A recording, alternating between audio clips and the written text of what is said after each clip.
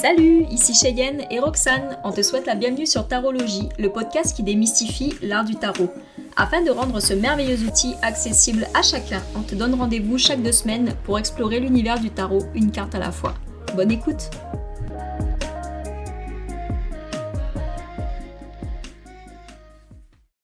Allô ma chérie! Comment ça va? Super bien, je suis très contente qu'on clôture symboliquement cette première saison de Tarologie avec la carte du monde. Oui, ô combien symbolique, n'est-ce pas? Ouais. Vous allez le voir là, à travers l'épisode, le monde, c'est vraiment, on parle d'un accomplissement, de la clôture d'un cycle, sans spoiler trop parce qu'on veut on veut garder de la matière pour l'épisode, mais c'est juste waouh que toute la synchronicité qui se fait à travers ça. On a commencé à publier en octobre dernier, il me semble. Oui. Avec le fou. Et puis nous voilà rendus un peu plus d'une année après avec la publication du monde. Puis c'est vraiment le fruit du hasard. C'est quand on s'est posé pour voir à quel rythme on allait reprendre suite à l'été où on s'était laissé un mois de battement entre chaque épisode, le temps pour nous de réenregistrer, qu'on s'est rendu compte qu'on clôturerait la saison des arcanes majeures avant la fin de l'année. Donc c'est juste magnifique comment les choses se sont bien placées. Et puis on commence l'épisode très très fort parce que juste avant de commencer l'enregistrement, on est allé voir vos petits reviews. On est tombé sur vos reviews. Il y a certains que en fait on n'avait jamais vus pour une raison que je n'explique pas, une raison technologique. Donc on découvre des avis qui datent d'il y a 3 mois. Mais c'est juste magnifique d'avoir vos retours, de voir que vous appréciez le podcast.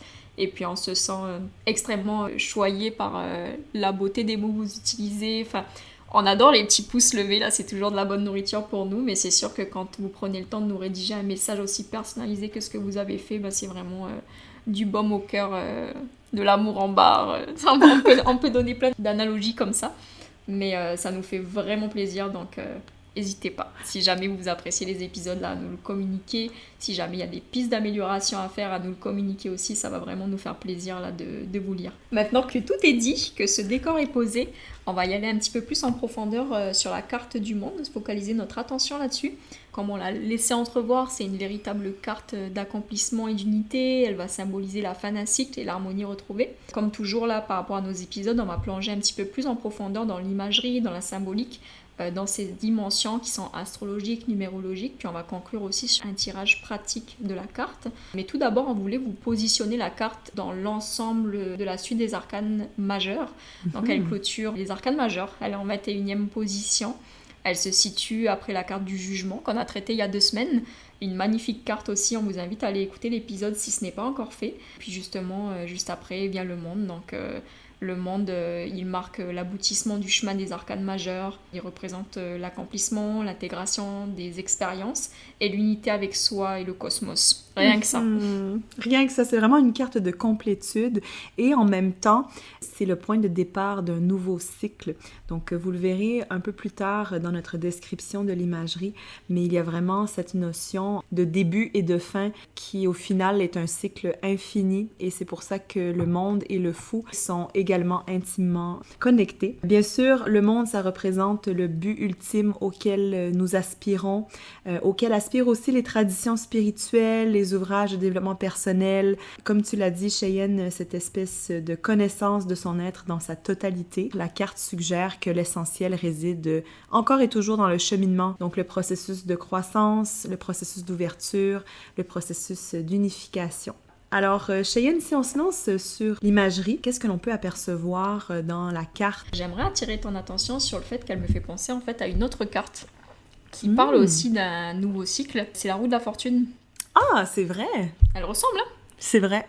Franchement, je pense que quand t'es débutant dans le tarot puis que tu les croises, il se peut que tu les mélanges parce qu'elles ont un petit peu cette même vibration aussi de recommencer, Tu vois, j'ai l'impression que la roue de la fortune, elle est intermédiaire, elle vient délimiter 2 cycles. Oui. Et le monde aussi.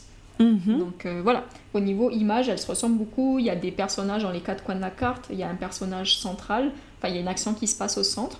Donc en ça, elles se ressemblent. On peut dire aussi que la chose qui est assez proéminente, c'est la personne qui est au milieu. Dans le cas de la carte du monde, c'est une jeune femme qui danse avec grâce, qui est nue et qui a simplement un ruban qui l'entoure et qui virevolte. On voit aussi que dans ses mains, elle tient 2 bâtons pour la version Rider-Waite et elle a dans la version de Marseille une coupe et un bâton, qui font référence au côté réceptif et au côté proactif. Et contrairement au battleur, donc la carte du magicien qu'on avait vu, c'est l'arcane numéro 1, qui ouvre le chemin des arcanes majeures et qui ne tient qu'un seul bâton, elle en porte 2. Donc ça symbolise vraiment le côté de l'équilibre parfait, de l'harmonie retrouvée. On a mentionné que les deux cartes se ressemblent beaucoup et vraiment, je vous dirais que c'est probablement la seule distinction avec le ruban qui l'entoure entre les deux versions. Donc, dans la version du tarot Rider-Waite, elle porte 2 baguettes et elle a le ruban. Dans la version du tarot de Marseille, elle a cette espèce de coupe ou de bourse qu'elle tient pour le principe réceptif et une seule baguette dans la main gauche pour le principe actif. Cette personne est entourée d'une couronne qui symbolise l'unité, la totalité et aussi la protection divine. Donc, c'est comme si cette espèce de couronne qui est emblème de victoire et d'accomplissement parce que ce sont des lauriers, ça pourrait également représenter une espèce de bulle protectrice. Et Jodorowsky mentionne que dans la version du tarot de Marseille, la forme est presque comme plus une amande qu'un cercle parfait. Comme ça ressemble un peu à une amande, on peut aussi penser que ça ressemble à l'organe génital féminin, donc faisant allusion à la naissance qui va suivre avec le fou. Donc, comme on vous disait plus tôt, il y a une connexion directe entre le fou et le monde. On a la fin, disons, d'un projet, d'une gestation, et on a la naissance qui s'en vient. Très, très beau. Puis tu vois, si on se focalise sur sa position à la dame qui est au centre, et qu'on regarde un petit peu plus précisément la position de ses jambes, on voit qu'elle a sa jambe qui est croisée vers l'intérieur, et si jamais votre mémoire est bonne, ou si jamais vous n'avez pas encore écouté l'épisode, allez l'écouter, vous allez vous rendre compte qu'il y a un petit clin d'œil à la carte du pendu, qui avait les jambes dans la même position, mais qui était donc la tête inversée. Et en fait, ce que ça évoque justement, là, le fait qu'elle ait la même position, mais qu'elle soit les pieds à terre, c'est comme si qu'après l'introspection et la suspension qu'elle avait connue dans le pendu, l'énergie pouvait enfin se libérer et rayonner vers l'extérieur, explorant le monde et c'est possible. J'adore. Puis, je pense qu'il y a aussi des gens qui nomment que c'est comme si elle était en train de danser. Donc, c'est comme pour dire que cette complétude-là, elle est vivante, elle est vibrante, elle n'est pas statique. On ne peut pas regarder la carte du monde sans observer qu'il y a bien sûr 4 créatures qu'on pourrait dire, certaines d'entre elles mythiques et d'autres animales dans les coins. Alors, vous avez un lion, un taureau, un aigle et un ange, donc qui peuvent être 4 symboles des évangélistes. Ça peut bien sûr être les 4 signes fixes du zodiaque, donc le lion, le taureau, le scorpion et le verseau, et aussi les 4 suites du tarot, donc les coupes, les épées, les pentacles et les bâtons. Donc, Jodorowsky nomme aussi que dans la version du tarot de Marseille, vous remarquerez qu'il y a 3 créatures sur 4 qui ont un halo autour de leur tête parce qu'elles représentent des concepts qui sont divins. La raison pour laquelle le taureau n'a pas de halo, c'est parce qu'il représente la vie matérielle, donc c'est pour ça qu'il n'a pas une durée qui soit éternelle, donc vraiment éphémère. Mais chacun des 4 concepts divins représente donc la puissance du cœur, donc les coupes, la puissance de l'esprit, donc les épées, et la créativité, la passion, les bâtons. Oui, puis c'est ce qui fait aussi un clin d'œil au magicien. Oui. Parce que le magicien, il avait cet étalage des 4 éléments sur sa table devant lui, avec la table qui se poursuit vers la droite, donc comme pour l'infini. Puis oui. Là, on voit qu'elle aussi, elle est en maîtrise de ces 4 éléments. C'est superbe, j'adore que tu fasses ces parallèles avec les cartes précédentes. Vraiment, on voit qu'il y a plein de petites synchronicités avec les cartes qui la précèdent, puis ça montre, encore une fois, de par sa position dans la suite des arcanes majeures, qu'elle a incarné tout ce qu'elle a vécu juste avant. Parce qu'en fait, quand on passe à l'arcane d'après, en général, c'est qu'elle a maîtrisé les énergies précédentes, donc elle a avancé dans son cycle de progression. Et là, le monde, effectivement, il a tout intégré sur son passage. Absolument. Puis si je peux me permettre un dernier commentaire, Jodorowsky mentionne que dans certaines versions du tarot de Marseille, donc les plus vieilles, vous pouvez même observer qu'il y a un œuf dans le bas de la couronne de laurier. Et cet œuf, en fait, ça représenterait, parce que tu parles justement des connexions avec les cartes précédentes, l'œuf que couvait, entre guillemets, la papesse. Donc maintenant, cette connaissance intérieure, elle est intégrée dans une extériorisation, comme tu viens de le dire, et elle est intégrée avec succès, d'où la couronne de laurier. C'est magnifique. Je pense qu'on a fait le tour au niveau imagerie. Enfin, je dis le tour. On n'aura jamais fait le tour au niveau imagerie, mais en tout cas, on a survolé tous les points de focus que vous pouvez avoir et auxquels vous pourrez vous rattacher lorsque vous ferez vos tirages. Des fois, j'aime bien faire ça. J'aime bien aller prendre le temps de regarder une carte en profondeur. Puis toi, tu me l'avais suggéré aussi quand tu as du mal avec l'énergie d'une carte, d'aller la prendre, de la dessiner, de la colorier, etc. pour pouvoir s'imprégner de l'énergie. Et ben avec les symboliques qu'on vous donne, c'est pas non seulement pour décrire la carte, parce que vous l'avez sous les yeux, donc vous êtes capable de voir qu'est-ce qui est sur la carte, mais c'est bien d'aller comprendre justement tous les symboles qui sont pas forcément évidents, comme là les 4 points cardinaux dans les 4 coins de la carte, etc. De comprendre qu'est-ce que la personne, du moins les personnes qui ont créé le tarot, ont voulu véhiculer à travers cette symbolique. Donc ce qui nous amène à notre rubrique suivante, qui est la rubrique lithothérapie et chakra. Si c'est la première fois que vous nous écoutez, je vais vous la présenter rapidement, cette rubrique. En gros, on essaie de vous trouver une ou plusieurs pierres qui pourraient être associées à la carte du jour qu'on vous présente, ainsi que le chakra qui pourrait le mieux la représenter. C'est pas une science exacte, mais c'est plus pour pouvoir justement vous donner une connexion si vous êtes plus ou moins sensible à ces univers-là. Comme ça, vous pourrez mieux comprendre quelle est la vibe générale de la carte, ou alors si vous souhaitez incarner une vibe, il y a quelque chose qui vous donne envie, etc. Mettons la carte de l'impératrice, vous voulez être dans la créativité ou quoi que ce soit, ben vous pourriez aller chercher la pierre qui est associée pour aller activer cette énergie. Ce qui nous amène à l'améthyste. Pour la carte du monde, c'est l'une des pierres que l'on a choisies parce que c'est une carte qui est symbole de sagesse et de reliance au spirituel. C'est une pierre qui est assez populaire, hein, l'améthyste, dans le sens, on la croise très souvent, elle n'est pas si rare que ça, c'est une pierre qui est mauve, donc vous pourriez vous en procurer facilement si jamais vous le souhaitez. Et on en a une deuxième, est-ce que tu veux nous en parler ? Bien sûr, on aurait également l'opale. L'opale qui est magnifique, si jamais vous l'observez de plus près, vous verrez qu'elle a plein de reflets changeants. Donc, pour le coup, comme la carte du monde est quand même assez difficile à sommariser parce qu'elle met littéralement le monde dans une seule image, qu'elle représente les bilans, la globalité, l'ouverture. L'opale est un match parfait parce qu'elle est elle aussi associée à l'ouverture et à une forme de sérénité que l'on puisse attribuer justement à la dernière arcane majeure. Donc, comme elle est iridescente, cette pierre, elle reflète vraiment toutes les couleurs du monde. Donc, magnifique choix. Et puis, pour ce qui est du chakra, sans surprise, on reste comme pour le jugement dans le chakra de la couronne. Donc, je vais essayer de le prononcer à nouveau. Sahasrara. Donc, voilà votre chakra qui est situé au sommet de votre crâne et qui symbolise votre connexion au divin et au reste de l'univers. Hey, merci. Moi, j'ai trouvé que c'était excellent ta façon de prononcer. Tu deviens vraiment bonne. Donc on y va maintenant avec un peu plus de concret avec les mots-clés qui pourraient être associés à la carte. Les mots-clés, on vous les propose de manière à l'endroit inversé. Ce qu'on fait en général, c'est qu'on a des mots-clés auxquels on peut se rattacher. On vous les propose aujourd'hui. Pour petit rappel, petit contexte, si c'est la première fois que vous écoutez nos épisodes, la méthode à l'endroit, c'est quand vous tirez la carte et qu'elle est face à vous. Et la méthode inversée, c'est quand elle est la tête à l'envers.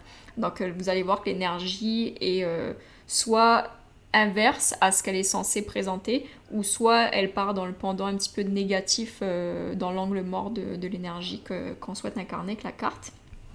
Pour les mots associés à la carte dans son énergie, lorsqu'elle est pigée à l'endroit, on aura bien évidemment l'accomplissement, le succès, l'harmonie, l'unité, l'intégration, la reconnaissance, peut-être même le voyage. On a aussi l'épanouissement, la célébration, parce qu'on arrive sur l'aboutissement d'un cycle, la capacité d'être libre de son autocritique aussi, et d'être véritablement au service de l'humanité, parce qu'on est dans cette énergie d'expansion, donc justement on est capable de donner et d'émaner ça.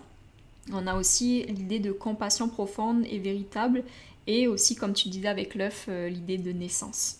Dans son penchant inversé, on aura bien sûr des inachèvements, peut-être de la dispersion, de la stagnation, des retards, une peur de conclure, peut-être un manque d'intégration, un perfectionnisme qui puisse bloquer les avancées.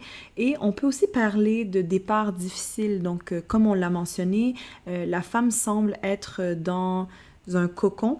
Donc, peut-être que parfois, en fait, quand on ouvre un tirage sur le monde, on peut parler d'une personne qui souhaite rester un peu dans son cocon, dans sa zone de confort.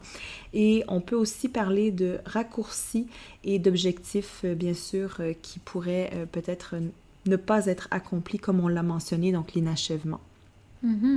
Et si on y va maintenant avec des significations dans un tirage, comme à notre habitude, là, on va vous proposer comment voir le monde d'une manière générale, puis ensuite on va aller se focaliser sur les 3 grandes sphères de la vie, l'aspect relationnel, l'aspect professionnel et enfin l'aspect financier. Comme ça va vous donner des pistes vraiment concrètes lorsque vous la croiserez dans un de vos tirages, lors de vos questionnements, d'aller mieux maîtriser cette carte.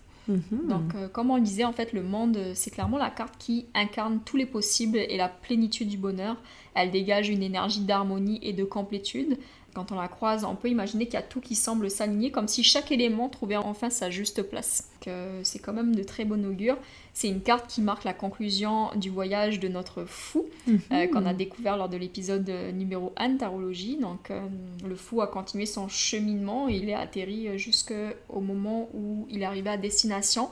Il a un cycle qui s'achève et cela apporte un profond sentiment d'accomplissement et de satisfaction. C'est une étape de vie qui est importante, qui a été franchie et on peut imaginer, comme on le disait tout à l'heure, avec les éléments que tient le monde, puis les 4 points cardinaux, qu'il a vraiment pas mal de choses dans son bagage. On pense aux grandes leçons qu'il a pu assimiler. Comme on l'a mentionné plus tôt aussi, le monde n'est pas seulement une fin, il annonce aussi un nouveau départ. Donc ici, il vous invite à vous engager sur un chemin qui reflète vos aspirations les plus authentiques. C'est une période qui est propice à l'émergence de la meilleure version de vous-même parce que vous serez porté par le succès et le triomphe, donc qu'il s'agisse d'un nouvel apprentissage, d'une démarche spirituelle ou encore de la découverte d'une nouvelle dimension de votre être. De façon plus concrète, le monde, bien sûr, peut annoncer un voyage, un déménagement ou encore une mobilité professionnelle. Donc, si vous nourrissez le désir de bouger, cette carte, bien sûr, est un signe qui est particulièrement favorable. Bien sûr, le monde demeure l'un des arcanes les plus intuitivement positif du tarot, même si, comme on l'a déjà dit, toutes les cartes ont du positif. Il confirme, en fait, que vous êtes sur la voie de l'accomplissement personnel et de la réalisation, en fait, de vos vœux qui sont les plus profonds. C'est une invitation, par contre, aussi à faire une pause pour pouvoir contempler le chemin que vous avez parcouru, vraiment de savourer le bonheur qui se présente. Donc, c'est pas une carte qui vous dit « Ok, bravo, on commence tout de suite ». Vraiment, il y a cette notion de célébration, encore une fois, avec la couronne de laurier. C'est vraiment de prendre une pause et puis d'être reconnaissant et fier de soi. Absolument, puis tu vois, petit aparté, puis petit spoiler, la saison numéro 2 de Tarologie, elle va porter sur les arcanes mineurs, et vous allez voir que le monde est dans la même énergie que les 10, en général, ce côté pause, ce côté célébration. Je pense à la carte de 10 de denier, par exemple. Oui. Il y a vraiment ce côté, on prend le temps de savourer ce qu'on a créé pendant tout le cheminement en fait, qu'on a fait, donc c'est ça. Alors, parfait. Maintenant, si on se penche sur nos 3 grandes sphères que sont le relationnel, le professionnel et la sécurité matérielle, pour que ça rime. En amour, dans son sens le plus large, qu'est-ce que le monde pourrait annoncer? Si on est célibataire, par exemple, on va y aller contextuellement, pour que ça parle vraiment concrètement. Le monde, il annonce que la période de solitude touche à sa fin. Il y a une rencontre importante qui pourrait se présenter bientôt. Vous pourriez être prêt à ouvrir votre cœur, par exemple, à accueillir l'amour et à offrir en retour. Un voyage ou même un simple déplacement pourrait être justement l'occasion de cette rencontre avec le monde. Tu sais, ça pourrait être de corréler ce que tu as dit juste avant, du fait du commencement et du déplacement. Et si on est en couple, qu'est-ce que ça peut vouloir dire? Alors, en couple, la carte va indiquer une étape majeure, donc la relation peut évoluer, elle va franchir un cap important, donc ça pourrait être un mariage, un emménagement, une naissance, donc plusieurs projets qui se concrétisent parce qu'on est quand même sur la fin du cycle. En revanche, si la relation est plutôt compliqué ou conflictuel, le monde peut indiquer que le cycle commun pourrait être arrivé à son terme, donc le chemin de l'accomplissement personnel se poursuit peut-être séparément. Parfois, il est temps de reconnaître que ce qui a été vécu avait beaucoup à nous apporter et que maintenant, c'est l'heure de s'ouvrir à une nouvelle direction. Donc, bien sûr, si c'est plutôt un contexte amical, vous pouvez quand même appliquer ces explications à votre situation. Pour ce qui est du travail, Shay, Oui, donc dans le domaine professionnel, le monde il va indiquer l'achèvement d'un cycle ou d'un projet majeur. Donc c'est le moment d'évoluer vers une nouvelle étape, un poste différent, une autre entreprise, ou alors une orientation professionnelle qui serait inédite, jamais vue dans votre carrière. Donc il faut prendre le temps de reconnaître vos acquis, vos compétences, et puis dans cette énergie de transmission, il peut aussi être question de partager votre savoir avec d'autres, d'enseigner ou même de former. C'est vrai que la carte peut s'interpréter assez littéralement. Donc, peut-être que dans le cadre professionnel, vous pourrez bouger. Vous pourriez avoir une opportunité, par exemple, qui se présente à l'étranger ou peut-être même à plus petite échelle dans une autre ville ou ailleurs dans le pays. Surtout aussi, la carte du monde vient vous indiquer que si vous ne trouvez plus d'épanouissement dans votre emploi actuel, c'est l'heure, en fait, de fermer le cycle, encore une fois, avec reconnaissance, avec satisfaction. Et c'est l'heure de prendre une décision, en fait, d'aller vers un environnement où vos talents seront pleinement valorisés. Donc, c'est vraiment une carte aussi qui vous rappelle, vous avez accompli beaucoup, mais vous avez aussi beaucoup en vous. Vous êtes une personne très riche, donc c'est important des fois de se dire qu'on a accompli tout ce qu'on avait à accomplir dans un secteur et puis qu'on peut aller se réinventer ailleurs. Absolument. Et puis maintenant, si on migre sur l'aspect financier, justement, le monde, c'est un signe qui est très favorable. En gros, ce qui vous dit le monde, c'est que vos objectifs, ils sont à portée de main. Il se peut que vous disposiez justement d'un excédent qui vous permette, encore une fois, la notion de voyage, là, de voyager ou d'investir dans un projet qui vous tient à cœur. La carte, elle ouvre aussi des horizons nouveaux, donc ça peut être des placements originaux, des sources de revenus innovantes ou même inattendues. Et enfin, elle peut inviter aussi à réfléchir à l'usage de vos ressources. Donc, comment mettre votre argent au service d'une cause ou d'un projet porteur de sens qui pourra avoir un impact positif sur le monde. C'est vraiment une carte qui est riche de sens, puis ça dépend vraiment dans quel contexte vous la tirez. C'est toujours simple pour toutes les cartes, parce que des fois on peut avoir l'impression qu'on dit tout puissant contraire. Par exemple, dans le cadre des relations amoureuses, tout à l'heure on disait que ça pouvait vouloir dire soit un engagement, mariage, naissance, ou soit justement qu'il est temps de prendre chacun la route de son côté. Oui. Mais comme pour tout tirage, on l'avait déjà dit dans un de nos épisodes capsules de comment on se tire les cartes et tout ça. Ça va vraiment dépendre de votre intuition. Donc, comment vous pensez votre situation en ce moment? Puis si votre ressenti, il est du fait que vous vous sentez peut-être mal dans la relation, vous savez qu'il y a des choses qui ne sont pas alignées, adaptez l'interprétation de la carte en fonction de votre ressenti. Tout à fait. Puis souvent aussi, je pense que c'est effrayant. On n'est pas toujours certain de savoir comment interpréter ce conseil d'écouter son intuition. Je sais pas pour toi, Shay, mais pour moi, quand quelqu'un me dit « écoute ton intuition », des fois, je trouve ça difficile parce que c'est comme si j'étais à la recherche de quelque chose que je ne suis pas certaine de savoir comment est-ce que ça va se manifester. Mais comme tu dis, j'aime que tu fasses le parallèle avec le monde émotionnel parce que c'est vrai que très souvent, notre intuition, c'est justement une émotion qui perdure dans le temps. C'est sûr que des fois, ça va nous arriver de façon très spontanée, mais d'autres fois, vraiment, si tu vois que ça fait 6 mois, en fait, que tu te sens pas bien, que tu as des manifestations physiques de ton mal-être, eh bien, ce que ça veut dire, en fait, c'est qu'il faut adresser quelque chose. Et comme tu l'as dit tout à l'heure, les cartes vont toujours te refléter quelque chose, mais toi, tu pourras seulement voir, en fait, ce qui résonne. Tu peux seulement lire ce que tu connais. Donc, même si par exemple tu vois des choses qui te plaisent moins, mais ça ne veut pas nécessairement dire que c'est nécessairement fataliste ou que ça va mal aller, mais ce que ça vient te refléter, c'est qu'il y a quelque chose en toi peut-être qui te rend mal à l'aise, que tu n'aimes pas et que tu as besoin d'adresser. Il faut être challengé. De toute façon, les cartes te montreront souvent ce que tu connais.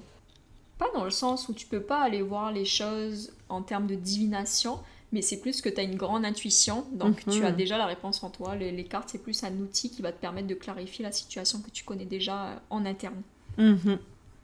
Donc, maintenant, si on passe au volet un petit peu plus guidance, réflexion, introspection, on a 3 questions que vous pouvez vous poser à vous-même, qui sont issues du livre de Vanessa DL. Donc, en gros, les 3 questions sont les suivantes. Ça serait « Que signifie le succès pour moi et comment suis-je invité à m'accomplir ?» Vers quel nouveau chapitre de ma vie suis-je en train de vivre une transition? Et quelles sont les limites que je dois accepter afin de m'accomplir à l'intérieur de celle-ci? Très inspirant. Tout à fait. On passe sur le volet astrologie et numérologie. Est-ce que tu veux commencer avec la numérologie? Oui, donc le chiffre ou le numéro, pardon, 21, c'est bien sûr un nombre qui inspire beaucoup de créativité parce que on a ici 2 plus 1 égale 3. Donc si vous vous rappelez, en troisième position, c'est notre belle impératrice qui est absolument dans la créativité, dans l'expression. Donc dans le monde, on est également dans cette même énergie, en plus d'être dans la réalisation. Donc on parle ici d'accomplir quelque chose de concret à partir de l'union de l'esprit et de la matière. Pour ce qui est de l'astrologie, alors sans surprise, vous avez les 4 signes fixes qui sont représentés sur la carte. Donc le taureau, le lion, le scorpion et le verseau. Donc pourquoi des signes fixes? Ici, on peut parler de stabilité, de persévérance, vraiment d'ancrage dans la durée. Donc juste pour clarifier, en fait, l'homme, ce serait le signe d'air du Verseau. L'aigle, ce serait le signe du Scorpion. En fait, on peut dire que c'est comme une tête d'aigle, mais certaines versions aussi, ce seront des phénix, parce que le Scorpion est toujours en train de renaître. Le bœuf, bien sûr, c'est le signe de terre du Taureau. Et finalement, vous avez le lion qui ne peut être personne d'autre que le lion. Super intéressant. C'est super intéressant, puis tu vois, quand on préparait la fiche, je comprenais pas trop pourquoi aigle était associé au scorpion, mais maintenant que tu me l'expliques, je comprends mieux. Bien sûr, en termes des planètes, on peut dire que la carte du monde pourrait être associée à Saturne, puisque c'est la planète de la maturité, du temps qui passe, et puis de l'accomplissement après des efforts qui sont soutenus. C'est magnifique, ça nous permet d'encore mieux comprendre cette carte. Et maintenant, ce que je te propose, c'est qu'on passe à la lecture à 3 cartes. Allons-y. C'est notre petit segment où on vous propose justement une question fictive ou non. Vous pouvez nous envoyer aussi vos questions. Pour vous expliquer, on ne va pas dévoiler votre question et votre réponse et votre nom en direct. Ce qu'on va faire, c'est qu'on va vous répondre personnellement à la question que vous nous avez posée avec un réel tirage. Mais on va se servir de cette question en guise d'inspiration pour nos épisodes. Et on va aller placer la carte du monde pour pouvoir l'interpréter. Ou du moins la carte du jour qu'on traite dans l'épisode. Et on va aller piger 2 autres cartes au hasard. Donc la confidentialité ne sera pas compromise pour la question que vous nous posez, mais ça nous sert juste de matière d'inspiration, puis de source de diversité pour nos épisodes. Donc, n'hésitez pas à nous écrire en privé, là, ça va nous faire plaisir. Alors, la question que l'on a choisie pour aujourd'hui, comme nous sommes en fin d'année 2025, ça nous semblait quand même bien évident que la bonne façon de commencer 2026, c'est de demander la question à notre deck de tarot, comment débuter l'année du bon pied. N'est-ce pas? C'est bien de mise. Donc, on y va avec le monde au centre, parce que c'est un tirage fictif. Donc, on place la carte du jour et on va aller en chercher 2 autres. C'est votre moment ASMR, profitez-en. Donc, je bats mes cartes. Tu veux en piger une? Allons-y. Allez, à toi l'honneur. Alors, on a un 8 de bâton. Et on a un 10 de denier.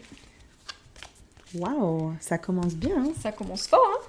Sur les chapeaux de roue. Donc, le monde sans surprise, on va faire une petite contextualisation avec la question qu'on a posée, mais en gros, ce que ça nous invite à faire dans le cadre de comment débuter l'année du bon pied, ça serait de célébrer ce qu'on a déjà accompli. Donc, avant de se lancer dans de nouveaux projets, c'est l'idée de reconnaître et d'honorer le chemin qu'on a déjà parcouru en 2025. On entre dans une nouvelle année avec un bagage d'expériences précieuses, donc il s'agit de chérir tout ça avant de se projeter dans le futur. Ensuite, avec notre 8 de bâton, on parle bien sûr d'énergie qui soit rapide, qui soit fluide, qui encourage les élans qui seront spontanés. Donc, une fois qu'on a reconnu notre accomplissement avec le monde, on peut foncer, on peut communiquer, on peut vraiment mettre en mouvement nos intentions sans tarder. C'est une carte qui illicite les passions, vraiment de foncer sans se retenir. Et enfin, on a le 10 de denier sur la droite. Donc, moi, ce que je comprends par rapport au tirage, c'est qu'on a le monde qui est la situation actuelle. Après, on a quelque chose qui arrive rapidement. Puis, le 10 de denier, ça va être dans le futur, comment ça se concrétise. Donc, ça serait en gros que ça mène vers une belle prospérité. Là, si vous regardez le 10 de denier, c'est une carte où on voit des personnes, des pièces. Donc, on voit qu'on est vraiment dans une situation de structure familiale bien établie, qu'on a de la prospérité. Ça dépend de l'angle dans lequel on souhaite voir la carte, mais en gros, c'est une carte qui nous parle de stabilité, d'harmonie familiale, collective. Donc, ça nous permet de débuter l'année du bon pied avec une alliée de gratitude avec le monde, une action alignée avec le 8 de bâton et une vision à long terme avec le 10 de denier. C'est une carte qui est très structurante pour la suite. Tout à fait.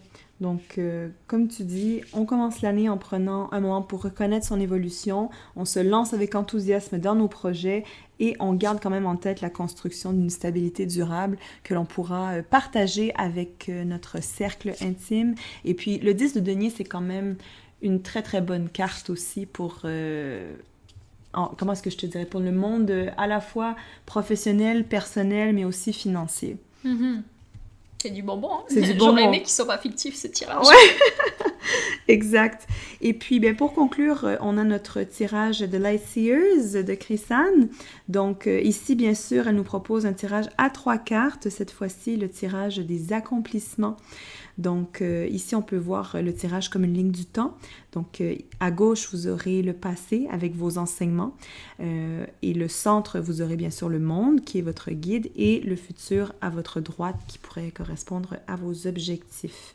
Comment est-ce qu'on procède, Shay, pour ce tirage? Alors, comme tu le disais, on va placer le monde au centre et on va lui demander de nous montrer où est-ce qu'on est rendu dans notre cycle de complétion. Donc, c'est vraiment une carte qui va vous servir de guide. Ensuite, on va aller chercher une deuxième carte qu'on va aller positionner sur la gauche. Comme tu disais, ça représente les enseignements, donc ce qui est achevé. Et on va aller se questionner sur quelles leçons on doit se rappeler à propos des choses qui viennent de se terminer. Donc, c'est vraiment une carte de bilan. Petit clin d'œil à la carte du jugement. Et enfin, on va aller piger une troisième carte qu'on va poser cette fois à droite de la carte du monde. Et cette carte, elle va symboliser ce qui doit être conçu. Où est-ce qu'on doit mettre notre focus? Donc, qu'est-ce qui s'en vient? Dans quelle direction? Etc. C'est inspirant, hein? Inspirant. Un beau tirage de début d'année. Tout à fait. D'ailleurs, en parlant de tirage de début d'année, c'est ce qui conclura notre épisode. On vous annonce que le prochain épisode sortira le 1er janvier. C'est un petit moment douillet, cocooning. En général, on sort des festivités, donc on a un petit peu le temps, on est en mode digestion, on est au chaud chez nous. Oui. Peut-être que vous êtes avec votre famille ce jour-là, il n'y a pas d'inquiétude. De toute façon, il sera disponible si vous souhaitez l'écouter un petit peu plus tard. Mais on vous donne rendez-vous pour le tirage de la nouvelle année. Donc on va vous proposer un super beau tirage pour voir quelles seront les énergies de l'année qui vont vous accompagner. Quand je vous dis qu'on va vous proposer un super beau tirage, c'est dans un esprit pédagogique parce qu'on ne veut pas vous faire un tirage global, d'énergie globale pour tout le monde. On veut que vous vous appropriez le tirage. Donc ça sera vous qui allez réaliser votre propre tirage avec notre guide. Juste pour clarifier la structure que ça aura.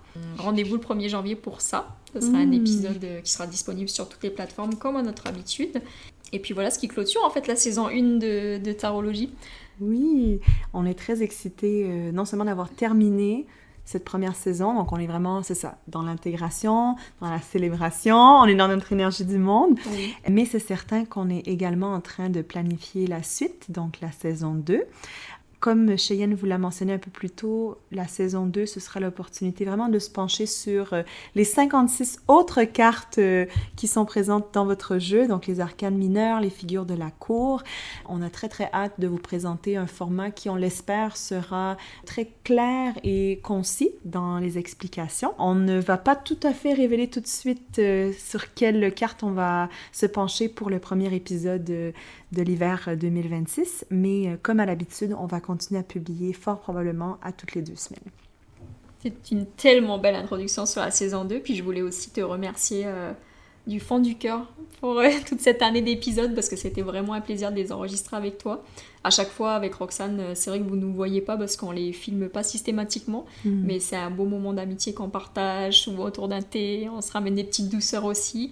Et puis moi, ça a fait que amplifier ma passion pour le tarot. J'en ai appris davantage grâce à toi. Donc c'était vraiment un plaisir, puis j'ai hâte de la suite. Oh, c'est trop gentil. Merci, Shay. Et puis sache que c'est absolument mutuel comme ressenti. Et merci de m'avoir constamment refait découvrir aussi certaines choses à travers chacun de ces épisodes. Tu vois, je pense qu'on vous l'a déjà mentionné, mais Cheyenne et moi, on a toujours différents angles. Et puis je trouve ça extrêmement riche de partager ça ensemble pour pouvoir justement toujours redécouvrir encore davantage l'outil. Par ailleurs, petite parenthèse, si un jour vous arrivez au stade où vous vous dites « j'ai l'impression que plus je comprends le tarot, moins je comprends le tarot », bien ça fera une personne de plus dans l'équipe. Absolument. Mais c'est tellement vaste comme outil, c'est normal de ressentir ça. Puis c'est qu'on est sur la bonne voie, je pense. Oui, donc voilà. Puis bien sûr, sur une note personnelle, je te dis un gros merci d'être vraiment, à mes yeux, la force motrice de Tarologie. Je vais pas vous mentir que si Cheyenne n'était pas là, je pense que le projet, il serait absolument pas là où il est aujourd'hui. Il serait dans une boîte dans le fond du sous-sol à quelque part. Ben, en tout cas, écoute, moi j'amène ça, mais toi sache que t'amènes la douceur dans le podcast, t'amènes beaucoup de connaissances, et puis c'est que du bonus pour tous les gens qui nous écoutent. Et d'ailleurs, on a aussi un remerciement à vous adresser pour les nombreux avis que vous nous laissez, pour les beaux likes, les beaux pouces en l'air. Enfin, franchement, on en a découvert encore là, il y a juste avant de démarrer l'épisode précédent. Puis c'est toujours un plaisir de vous lire. N'hésitez pas, encore une fois, à nous laisser vos avis, vos remarques, vos impressions, vos pistes d'amélioration. Il y a tout qui est bienvenu. Puis on adore voir qu'il y a une connexion entre nous, ce qu'on fait tranquillement de notre côté, puisque vous recevez de votre côté. Donc n'hésitez pas à nous partager ça. Là, c'est vraiment plaisant de vous lire. Et puis à chaque fois, vous avez tellement des mots gentils que c'est avec beaucoup de gratitude qu'on les reçoit. Tout à fait. Donc, sur ce, on vous souhaite une très belle fin d'année 2025 et puis on se retrouve le 1er janvier 2026. Belle festivité à tous et puis au 1er janvier pour la nouvelle année.